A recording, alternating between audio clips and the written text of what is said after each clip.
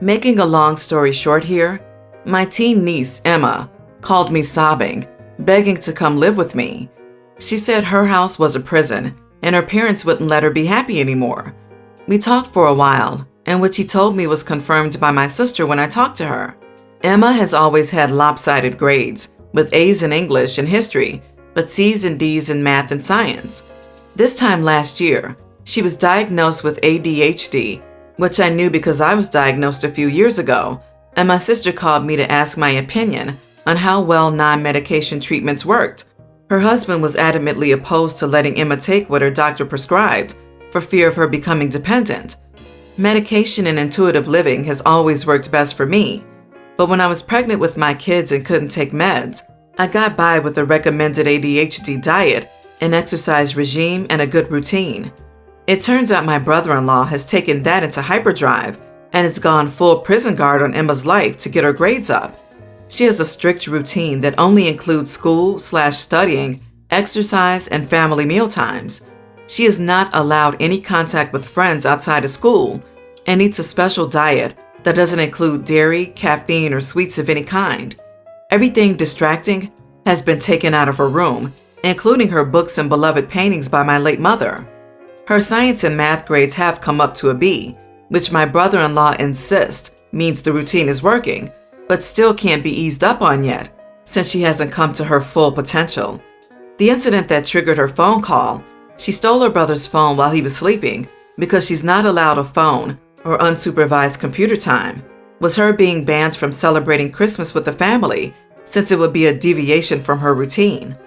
I feel like this has fallen into an awful territory and has only gone on so long due to the current craziness. I got my sister on the phone and she broke down crying, saying that she's begged her husband to ease up, but that openly instituting a lighter set of rules or telling Emma to ignore him will lead to a divorce. She said she's weighed the options, but since her husband would get 50-50 custody of the kids, spurring a divorce to get Emma out of brother-in-law's rules half the time for the next 2.5 years of high school isn't worth it. The kids would be in a broken home, and she would lose her kids half the time, especially with the other two being younger kids. She said she'd work on him, but according to my nephew, my brother-in-law has been even harder on Emma since he found out we talked. I think CPS and the school need to be aware of this, but my dad says it is not against the law to be strict, and my husband says I would be wasting resources calling them since it's not serious enough for the courts to get involved. I just don't know what else to do. I feel like CPS could at least get Emma real treatment. Also, Emma isn't allowed any outside contact. My sister said they haven't been able to keep a therapist for her because the two who have already tried wouldn't let her husband run the sessions, so he fired them. He listens in on all of Emma's school calls and takes her laptop back at the end of the school day so he can make sure she's not deviating from her routine and talking to friends, so she has no way to reach out to a guidance counselor or a teacher. Not the idiot. She's not allowed to celebrate Christmas with her family because it's a deviation from her routine that she only has to follow because she's getting a B in math. That child is leaving on her 18th birthday and never looking back. I think your sister needs a huge reality check. She's more worried about her marriage than the well-being of her children. When is enough going to be enough for her?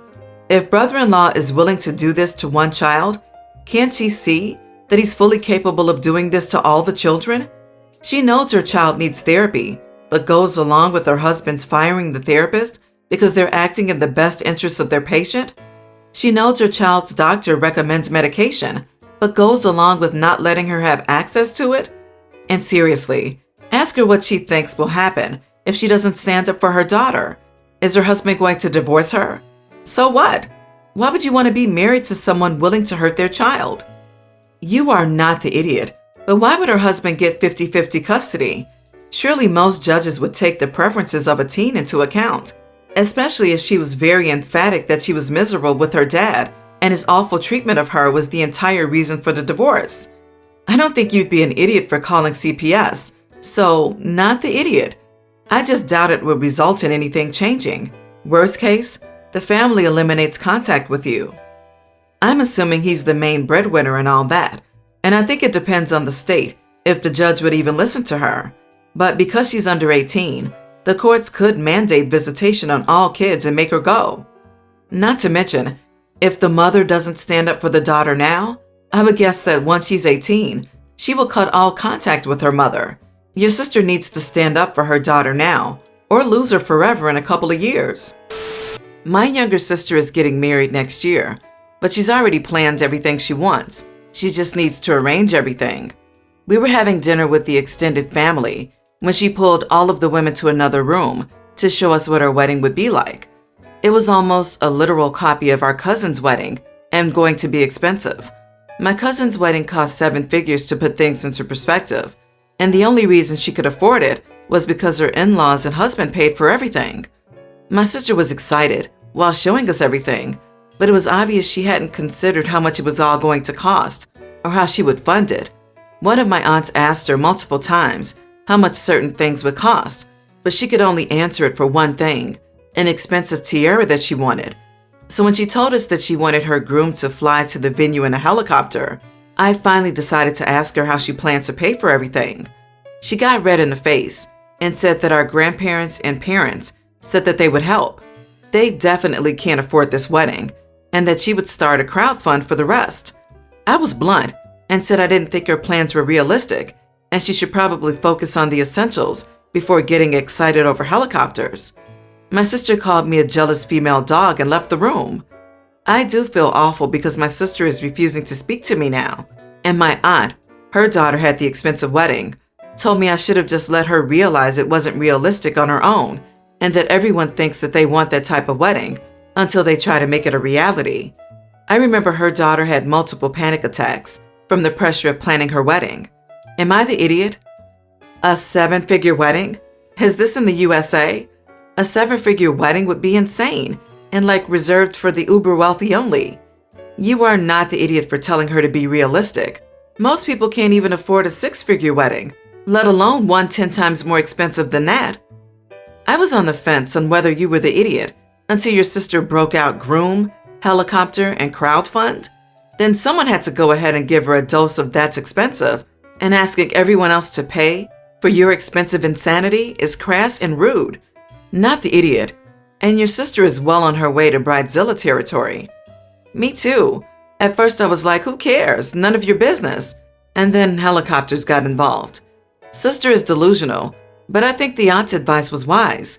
Sis would have quickly got a sobering reality check when she started doing her budget and found out what these elements cost. Everyone's the idiot. OP, you should have kept your mouth shut and let her learn her lesson. Once she starts calling around to book things, she'll learn what things cost quickly. But instead, you just dumped on her plans, in her view, while she was excited. She needs to be more realistic. But Lord, you and your aunt really need to brush up on what is and isn't appropriate for group social settings. My sister, 40, got married a second time a while ago. She doesn't really like kids that much. She used to hate them much more, but now she just slightly dislikes them. So when planning her wedding, she decided that it was going to be child-free. A thing about my sister is that she's good at keeping pretty much everyone in her life. Most people invited are people she has known since college and family. Most of these people also went to her first wedding, so she assumed that they knew that the wedding, just like the first one, would be child-free. Fast forward to the wedding, and she invited around 150 people. I'm not sure how weddings work elsewhere, but the two people getting married usually greet every guest. However, she noticed most people brought their kids, so every time someone showed up, she would say something along the lines of, "Sorry, but kids aren't allowed in this wedding." And then one of 3 things would happen. Both the parents left and didn't bother to come back. One of the parents stayed, and the other one didn't bother to come back. The parents dropped the kids off and came back. However, the first 2 options happened way more than the third one. So in the end, she ended up planning a wedding for 500 people, but only 90 to 100 were there, even though she invited 150. It's common for people to bring 2 to 3 extra people, and for random strangers to show up in our culture. She was visibly upset during the wedding, and the next day she even cried. I tried to comfort her while telling her that she was in the wrong and that she should have maybe warned people in advance. It turns out that was the wrong move, because she's ignored me for a few days now. Am I the idiot? Not the idiot. If it's a cultural custom to bring more guests than were on the invitation, then your sister needed to specify that kids were not allowed. Assuming that people will remember your previous wedding is ridiculous, and you can't base your expectations of the current wedding off of that one. Just because kids weren't allowed at the first wedding doesn't mean that sis doesn't change your mind in between. Not the idiot. Child-free weddings are completely fine and the couple's choice. I support child-free and child-friendly weddings almost equally. I lean more toward child-free weddings personally, but you have to let your guests know in advance. And if you don't tell them, then they won't know. You're not wrong for pointing out your sister's big mistake, and she caused her wedding to not be big as a result of not preparing guests to find babysitters for their kids. Unpopular opinion, probably. You are the idiot. Why? Not because you're wrong, but because there's a time and a place for what you said, and that wasn't it. Your sister was visibly upset, and telling her, well, it's your fault, isn't going to make it any better. It makes it worse. So you weren't comforting her at all. I would strongly suggest apologizing. You don't have to say you were wrong, but you're sorry for how you reacted to her being upset. Me, female 28, and Aiden, male 30, recently got married. We just got back from our honeymoon. Aiden works at the bank, while I have an office job. He used to say he loved his job, but complained about it occasionally. We both agreed to have a 2-income household, since we live in an expensive area and pay so much for rent and daily needs, and also secure our child's future. It's been 2 weeks since we both returned to work, and Aiden hasn't stopped complaining about how he hates his current job and wishes to quit or even get fired. He kept randomly skipping work or leaving early and receiving complaints, like he's begging to be fired by replying to every complaint saying, "Please, I beg you, just do it already." The other morning, we received a complaint from the manager, giving him a final warning that he'll be fired. I freaked out. I woke Aiden up to look at the email, and his reply was, "Nah, this is stupid power tripping. He's an idiot. He won't get a chance to fire me because I'll quit today." I was stunned. I asked him what he said, and he said I heard just fine. He decided he no longer wanted to work in that god-awful bank, or any other bank for that matter, and would stay home and prepare to be a stay-at-home dad. I was confused, because children are not a discussion until a few years later. He can't call himself a dad when there are no children yet. Plus, what is he going to be doing all this time with no work and no children yet? He explained that kids are a lot of work, and he decided this would be his job and entirely focus on it. He added that he would start preparing to be a stay-at-home dad to make it easier for both of us. I asked if he was going to a training camp in Norway or something. He was offended and said that nothing prepares one to be a parent, but I called him ridiculous to even think this way. He said he should be working hard to make sure our future kids are taken care of. He reminded me that this is ultimately his decision and his life. Then he complained that not many husbands volunteer or make sacrifices because of ego, and that he was a true partner and a devoted dad. I almost laughed at what he said and wished he was kidding, but I told him I 100% do not support his decision to be a stay-at-home dad, especially since we don't have any kids yet. So this job doesn't even exist now. He got all angry and ranted about how I don't understand how miserable he's been with his job and that I should support him no matter what, especially since this will benefit me as well as our kids. He ended up not going, so he's expected to be fired. Not the idiot. You almost laughed? I laughed so much I nearly spat my drink out.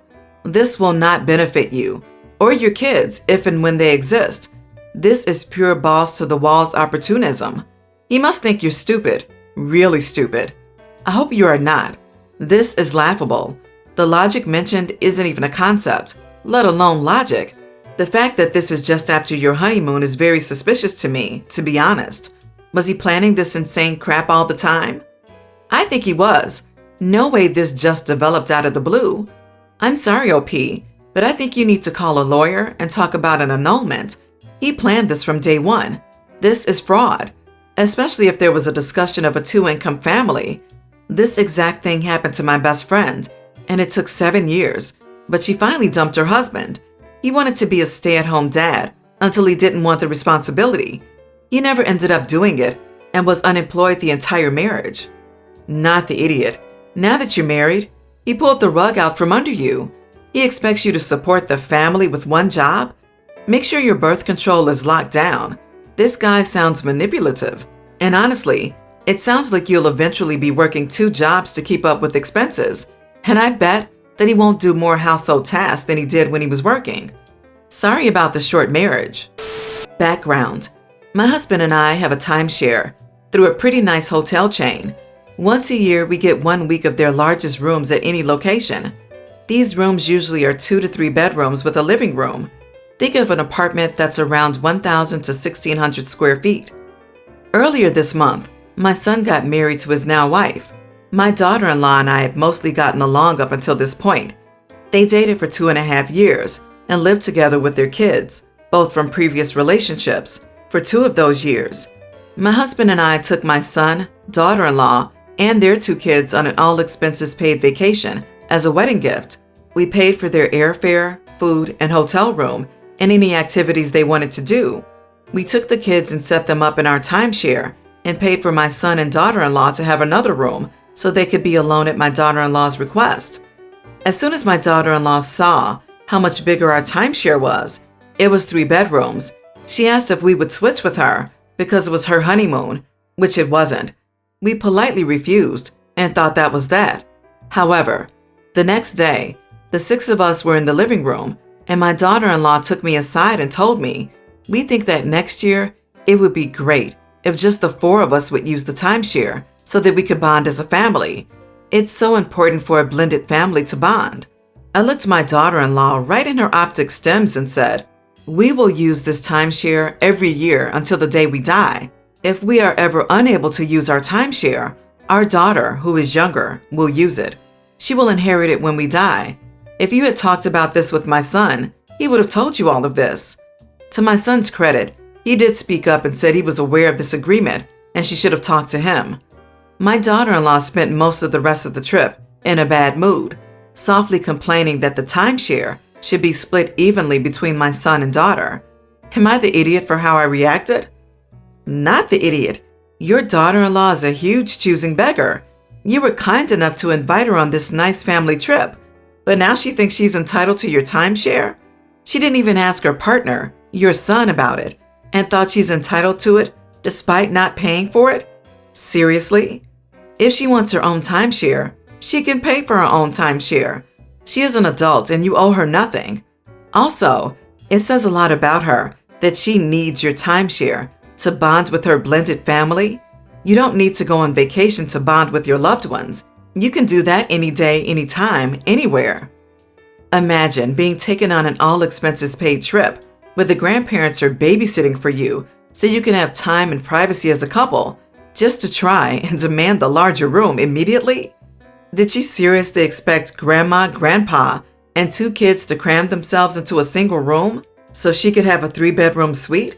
And LMAO, it's so important for a blended family to bond because, hello, y'all have been living together for 2 years already. Get your entitled butt out of here. OP, you reacted perfectly. You told her what was up and that she should have talked to her spouse before even thinking of asking you. She is not entitled to anything of yours, ever. If she wants a timeshare to bond in, then she should work for one herself. Daughter-in-law is acting like a demanding gold digger and needs to back off. Your shares are not her concern and are yours to enjoy, not hers. Your son, while he should have told her earlier, but I can see why it slipped his mind, did the right thing in backing you up.